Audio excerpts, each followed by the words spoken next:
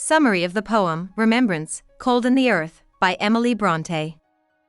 Emily Bronte's poem Remembrance is a poignant meditation on love, loss, and the passage of time. The speaker reflects on a deep and enduring love that has been separated by death and the inexorable march of time. The poem opens with a somber image of the beloved lying cold beneath the earth, covered by snow, emphasizing the permanence and finality of death.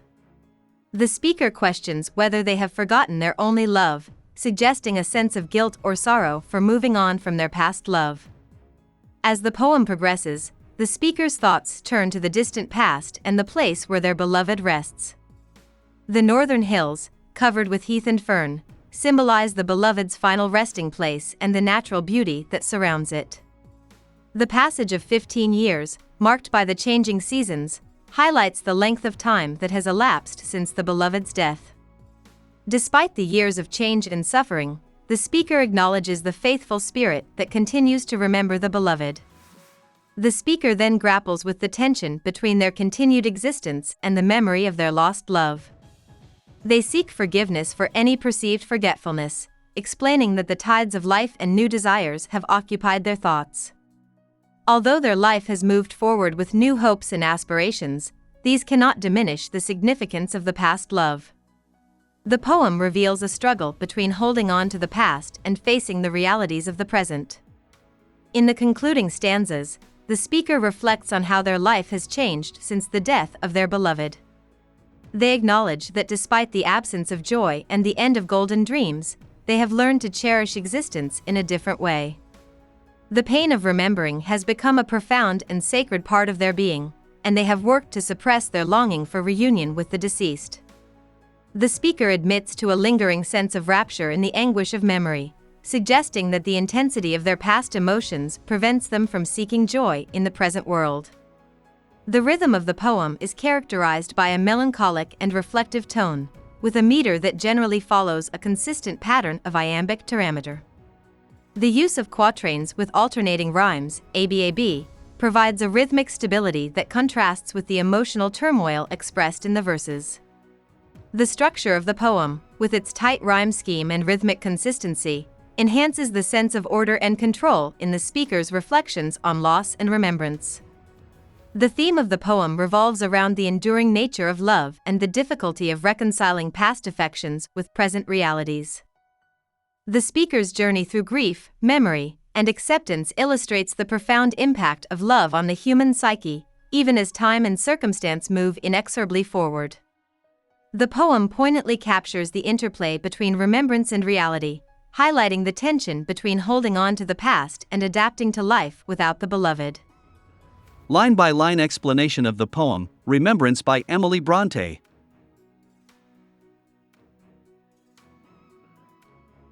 Line 1, Cold in the earth, and the deep snow piled above thee.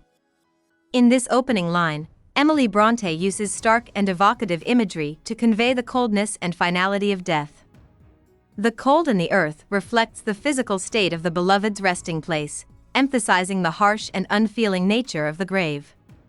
The deep snow piled above them adds a layer of desolation and suggests a sense of stillness and permanence. This imagery sets a mournful and reflective tone, establishing the poem's emotional weight and theme of loss. Line 2, Far, far removed, cold in the dreary grave. This line reinforces the distance between the speaker and their deceased beloved. The repetition of far emphasizes the physical and emotional separation that death creates. The description of the grave as dreary highlights the bleak and sorrowful nature of the speaker's loss, reinforcing the sense of abandonment and finality. The line deepens the poem's somber mood, emphasizing the emotional distance and desolation felt by the speaker. Line 3, Have I forgot, my only love, to love thee? Here, the speaker reflects on whether they have neglected to continue loving their beloved. The use of my only love reveals the depth of their affection and commitment. The question suggests a sense of guilt or concern, as if the speaker fears that time or new experiences might have led them to forget their past love. This introspection adds a layer of personal conflict and emotional depth to the poem. Line 4, Severed at last by time's all-severing wave?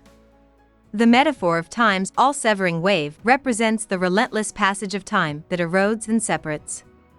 The use of severed conveys the finality of the separation caused by time. This metaphor emphasizes how time continuously affects and distances individuals from their past, underscoring the theme of the inevitable and unrelenting nature of change and loss. Line 5. Now, when alone, do my thoughts no longer hover? In this line, the speaker reflects on their current state of solitude. The phrase "when alone" highlights their isolation, and the idea of thoughts no longer hover suggests a shift in their emotional focus. It implies that the speaker's memories of the beloved are not as present or consuming as they once were, indicating a change in their process of mourning and remembrance. Line 6. Over the mountains, on that northern shore. The geographical imagery in this line provides a specific setting for the beloved's resting place. The northern shore evokes a cold, possibly remote, location, enhancing the sense of isolation and permanence. The mention of mountains and northern shore suggests a landscape that is both physically and emotionally distant, reinforcing the separation between the speaker and the beloved. Line 7. Resting their wings where heath and fern leaves cover. Here, Bronte uses nature imagery to describe the beloved's resting place. The phrase "resting their wings" suggests a peaceful and natural burial site, surrounded by heath and fern leaves. This imagery implies that the beloved's resting place is serene and beautiful, contrasting with the coldness and desolation described earlier. It adds a layer of tranquility to the depiction of death. Line 8. Thy noble heart forever, evermore. The speaker questions whether the beloved's noble heart remains honored and revered in their memory. The repetition of forever, evermore emphasizes the eternal nature of the beloved's impact on the speaker's life.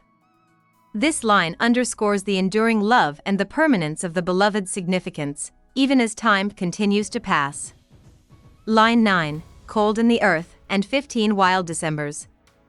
The repetition of "cold in the earth" reinforces the unchanging nature of the beloved's resting place. The mention of 15 wild Decembers indicates the passage of 15 years, marked by harsh winters and the cyclical nature of time. This line emphasizes the length of time that has passed since the beloved's death and the persistence of coldness and separation. Line 10. From those brown hills, have melted into spring. In this line, Bronte contrasts the harsh winter with the arrival of spring, symbolizing the passage of time and the cycle of renewal. The transition from brown hills to spring represents the natural progression of seasons in life, suggesting that even though time brings change, it also brings new beginnings and growth. Line 11. Faithful, indeed, is the spirit that remembers. This line celebrates the faithfulness of the spirit that continues to remember the beloved despite the passage of time. It highlights the enduring nature of true love and memory, suggesting that the act of remembrance is a testament to the strength of the speaker's affection. Line 12. After such years of change and suffering. Here, the speaker acknowledges the significant years of change and suffering that have passed.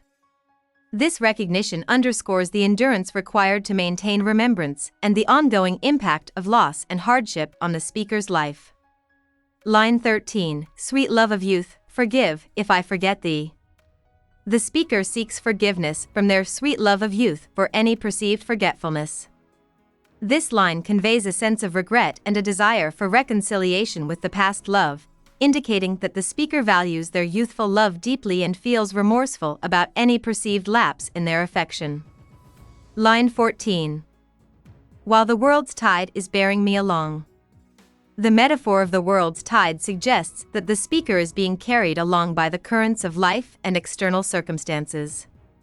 This imagery highlights the influence of the world on the speaker's thoughts and feelings, indicating that new experiences and desires are shaping their current state. Line 15. Other desires and other hopes beset me. The speaker acknowledges the presence of new desires and hopes that occupy their mind. This suggests a shift in focus from past love to present aspirations, indicating a conflict between old affections and new ambitions. Line 16. Hopes which obscure but cannot do thee wrong. This line reflects that while new hopes may obscure or overshadow the memory of the beloved, they cannot diminish the beloved's significance or wrong them. The speaker affirms that, despite the presence of new desires, the past love remains revered and unblemished. Line 17. No later light has lightened up my heaven. The speaker states that no new joy or light has filled their life as the beloved once did. This line emphasizes the unique and irreplaceable nature of the beloved's presence, suggesting that nothing has since matched the happiness they provided. Line 18. No second morn has ever shone for me.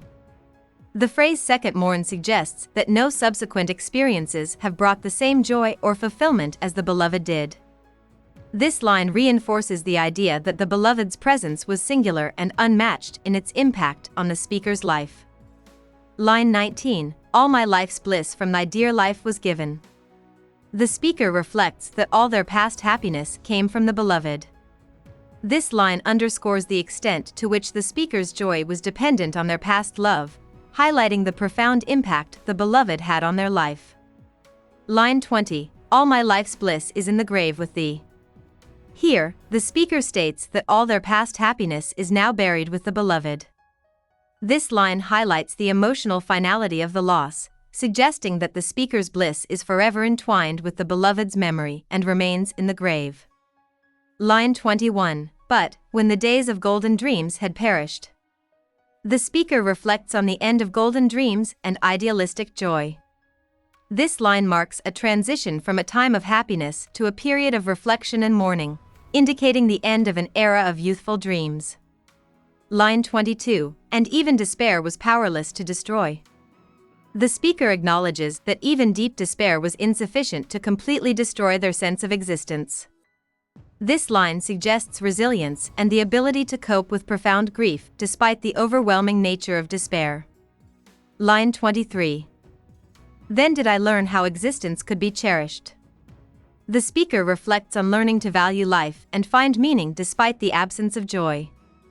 This line indicates personal growth and the ability to cherish existence through suffering and change. Line 24. Strengthened and fed without the aid of joy. The speaker describes how they have found strength and sustenance without relying on joy. This line emphasizes adaptation and resilience, showing that the speaker has learned to sustain themselves emotionally despite the lack of happiness. Line 25. Then did I check the tears of useless passion. The speaker describes their effort to control tears and emotions that seemed unproductive. This line reflects a conscious effort to manage grief and avoid indulgence in overwhelming sorrow. Line 26. Weaned my young soul from yearning after thine. The speaker refers to the process of detaching their soul from longing for the beloved. This indicates a maturation and moving on from youthful desires, suggesting a shift towards emotional growth and acceptance. Line 27. Sternly denied its burning wish to hasten. The speaker describes a firm denial of the desire to join the beloved in death. This line highlights the speaker's self-control and refusal to succumb to despair, indicating a strong sense of purpose and resilience. Line 28. Down to that tomb already more than mine. The speaker refers to the tomb as having metaphorically become their own, indicating acceptance of the finality of death. This line reflects the speaker's acknowledgement of the beloved's place in their life and the finality of their loss. Line 29. And, even yet, I dare not let it languish. The speaker expresses a reluctance to let the memory of the beloved fade. This line indicates a desire to preserve the remembrance of the beloved despite the pain, reflecting the significance of their memory. Line 30. Dare not indulge in memory's rapturous pain. The speaker describes avoiding indulgence in the intense emotional pain associated with memories of the beloved. This line suggests a balance between cherishing the memory and avoiding overwhelming grief. Line 31. Once drinking deep of that divinest anguish. The speaker reflects on having experienced profound and divine anguish in the past. This line suggests that the intensity of the past suffering had a significant impact on the speaker's emotional state. Line 32. How could I seek the empty world again? The final line questions how the speaker could find joy or fulfillment in a world that seems empty compared to the deep emotional experiences of the past. It emphasizes the incomparable nature of past love and suffering, highlighting the enduring impact of the beloved's memory. About the poet. Emily Brontë was born on July 30, 1818, in Thornton, Yorkshire, England. She is best known for her only novel, Wuthering Heights, and her powerful poetry, which explores themes of nature, passion, and the supernatural. Raised in the isolated moors of northern England, Emily grew up alongside her famous literary siblings, including Charlotte and Anne Bronte. Her reclusive nature and vivid imagination deeply influenced her writing, which is marked by intense emotional depth and a fascination with the darker aspects of human experience. Though she published only a small volume of poetry during her lifetime, under the pseudonym Ellis Bell, her work gained recognition for its originality and haunting beauty. Emily Brontë passed away at the age of 30 on December 19, 1848, from tuberculosis. Despite her short life, her legacy endures as one of the most iconic and mysterious figures in English literature. Hope we summarized it fully and you liked it. Please hit the like button and subscribe to our channel so that we are motivated to create more videos.